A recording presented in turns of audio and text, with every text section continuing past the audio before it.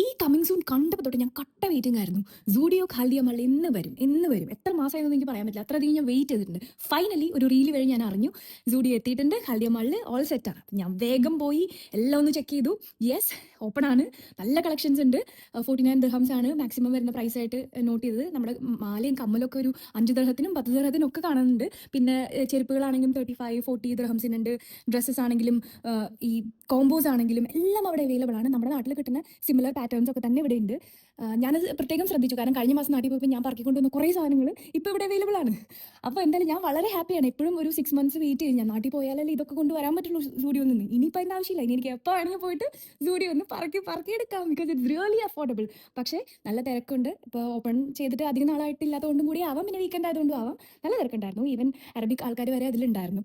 So ഇനിയൊട്ടും wait ചെയ്യേണ്ട. ഖാൽദിയക്കാരാണെങ്കിൽ വേഗം വിട്ടോളൂ. ഖാൽദിയ മാളിൽ നമ്മുടെ സൂഡിയോ ഉണ്ട്.